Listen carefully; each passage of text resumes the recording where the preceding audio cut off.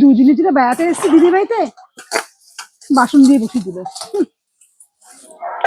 এই কি বকবক করছিস যে? হ্যাঁ তখন থেকে দেখে যাচ্ছি তুই বকবক করে যাচ্ছিস। তবে তো রোজ আসলে মাঝে সাঝে আসে, তাই এই আসার সঙ্গে সঙ্গে এই বাসনগুলো ধরে দিই। এই দেখে আমি তুই ঘরে আসলে কাপড় তো পরে আমি আছি। কাজ কি বলতো? আমার 4-5 ধরে কাজের লোকটা আসেনি, সব কাজ করে তোর বললাম বাসন করে একটু ধুয়ে দে, ভালো করে দে বললাম। তুই তো ভালো মুখে আসলি দেখা, তা বলতে পারছিস পারবো না।